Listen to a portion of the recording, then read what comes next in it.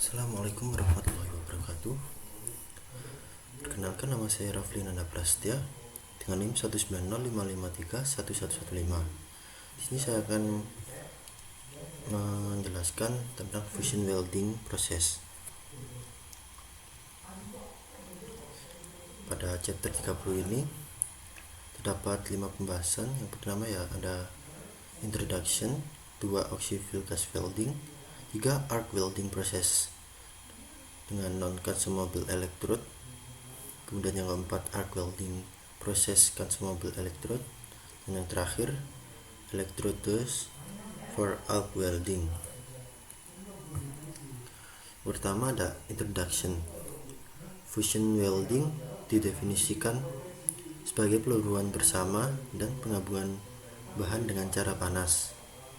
Logam pengisi yang merupakan logam yang ditambahkan ke area las selama pengelasan. Proses ini termasuk proses pengelasan oxyfuel gas, arc, dan high energy beam, itu laser beam dan electron beam. Kemudian di sini ada tabel karakter dari beberapa jenis fusion welding proses. Contoh yang pertama ini ada shield metal arc menggunakan operasional manual. Kemudian dengan keuntungannya yang didapatkan adalah portable dan fleksibel. Untuk skill yang dibutuhkan itu high dan welding positionnya all. Current type-nya AC dan DC, dan tingkat distorsinya 1 hingga 2. Dari level 1 sampai 5 distorsinya 1 hingga 2. Kemudian untuk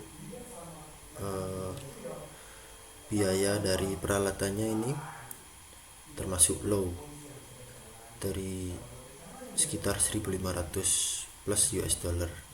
Kemudian ada jenis-jenis fusion welding proses yang lain, yaitu submerged arc, semi-automatic gas, tungsten gas arc, flue core arc, oxyfuel, dan electron beam laser beam.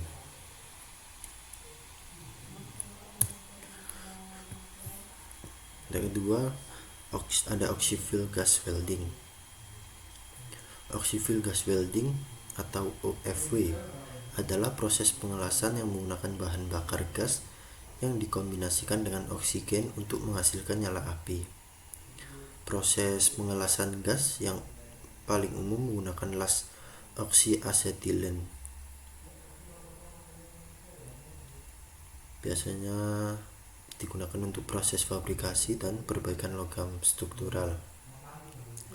Pada pengelasan oxyfuel gas menggunakan komposisi asetilen dan oksigen dalam campuran gas dengan rasio 1:1 untuk mendapatkan nyala api yang netral. Untuk peralatan untuk pengelasan oxyfuel gas ini pada dasarnya terdiri dari welding torch yang dihubungkan dengan selang ke tabung gas bertekanan tinggi dan dilengkapi dengan pengukur tekanan dan regulator seperti pada gambar ini. Ini adalah gambar dari alat pengelasan oxyfuel gas. Yang A ini adalah bentukan dari alat lasnya, ada tip, mixer, dan katup. Kemudian ini adalah bentuk dari torch yang digunakan dalam pengelasan oxyacetylene. Katup asetilen ini dibuka terlebih dahulu, kemudian gas dinyalakan dengan pemantik, kemudian katup oksigen dibuka dan nyala api diatur. Lalu ini ada peralatan dasar yang digunakan dalam pengelasan oxyfuel gas. Ada regulator, tabung oksigen, kemudian ada selang dan katup kontrol gasnya, ada alat lasnya, kemudian ada api.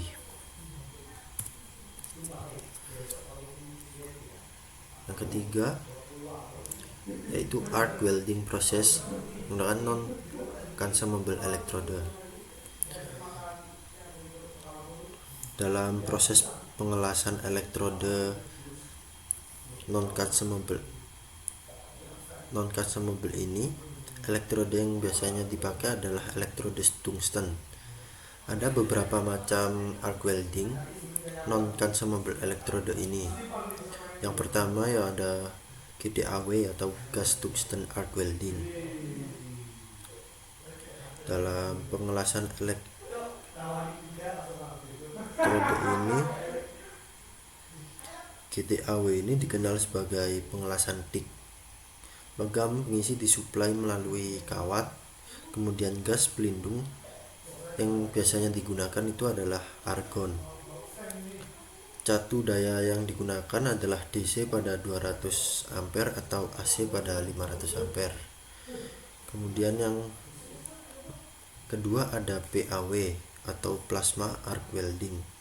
Plasma arc welding ini adalah gas panas terionisasi yang terdiri dari jumlah elektron dan ion yang hampir sama. Plasma arc welding ini ada dua metode pengelasan, yaitu yang pertama metode transfer arc, yaitu busur berpindah dari elektrode ke benda kerja. Kemudian yang kedua dengan metode non transfer, yaitu busur terjadi antara elektrode dan nozzle dan panas dibawa ke benda kerja oleh gas plasma. Kemudian yang terakhir ada AHW, atomic hydrogen welding. Fusion dihasilkan antara dua elektrode tungsten dalam atmosfer pelindung gas hidrogen. Busur dipertahankan secara independen dari benda kerja atau bagian yang dilas.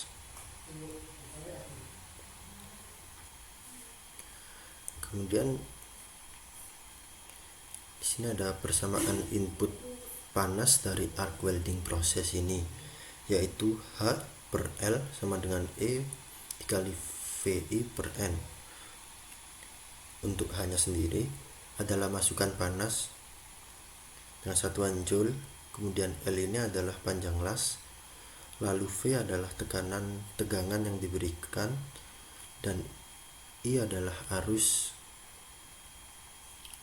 kemudian N adalah kecepatan pengelasan. Lalu untuk E nya sendiri adalah efisiensi proses dan bervariasi dari sekitar 75% untuk las busur logam yang terlindung hingga 90% untuk las busur logam gas dan las busur teredam. Di sini ada video dari las GTAW. Proses las GTAW atau las TIG ini menggunakan elektrode non-consumable dan menggunakan gas pelindung argon dan helium. Proses pengelasan TIG dilakukan menggunakan filler rod. Filler rod ini melindungi nozzle gas non-consumable tungsten electrode. Dalam proses ini, busur listrik menyala di antara ujung elektrode tungsten dengan permukaan benda kerja. Busur listrik akan mencairkan bahan tambah atau bahan pengisi. Filler rod dimasukkan ke dalam busur api secara manual hingga logam pengisi mencair bersama benda kerja dan larut bersama. Area las akan dilindungi oleh inner gas, yaitu gas argon atau helium.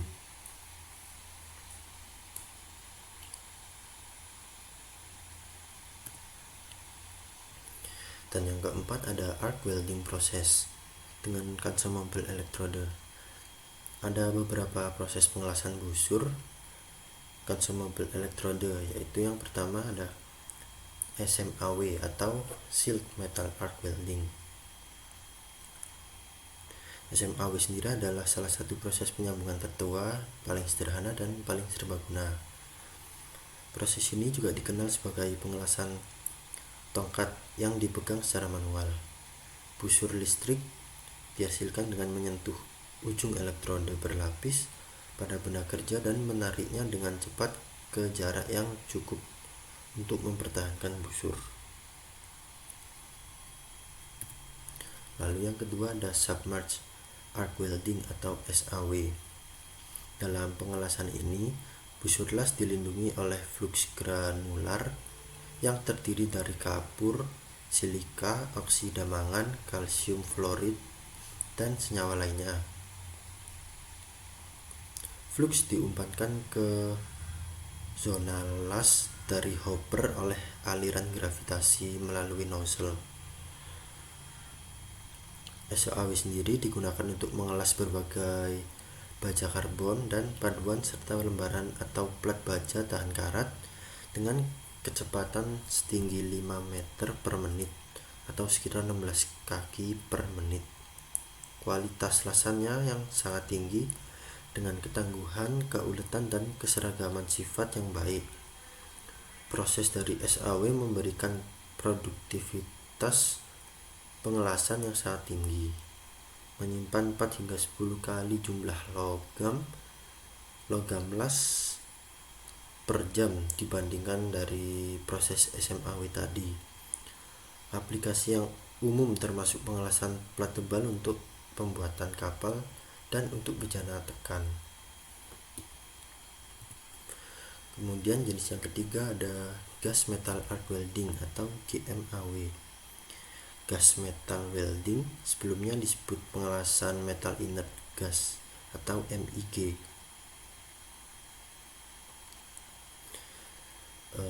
Area las dilindungi oleh atmosfer inert yang efektif dari argon, helium, karbon dioksida, atau berbagai campuran lainnya.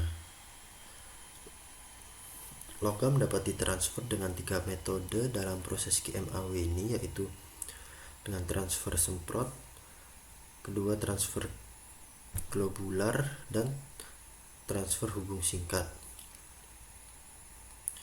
Suhu yang dihasilkan di GMAW ini relatif rendah. Akibatnya metode GMAW ini hanya untuk lembaran tipis dan bagian kurang dari 6 mm. Proses GMAW cocok untuk mengelas bagian besar logam besi dan non-besi dan digunakan secara luas dalam industri fabrikasi logam. Kemudian jenis yang keempat ada flux core arc welding atau FCAW. Proses pengelasan busur inti flux atau FCAW mirip dengan pengelasan busur logam gas, namun elektrode bentuk tabung dan diisi dengan flux. Elektrode biasanya berdiameter 0,5 hingga 4 mm atau 0,02 hingga 0,15 inci, dan daya yang dibutuhkan itu sekitar 20 kW. Penggunaan elektrode tubular dengan diameter yang sangat kecil telah memperluas penggunaan proses ini ke benda kerja dengan ukuran yang lebih kecil. Yang kelima ada electrogas welding atau EGW. Pengelasan elektrogas atau EGW ini digunakan terutama untuk mengelas tepi bagian secara vertikal dan dalam satu lintasan dengan potongan ditempatkan ujung ke ujung.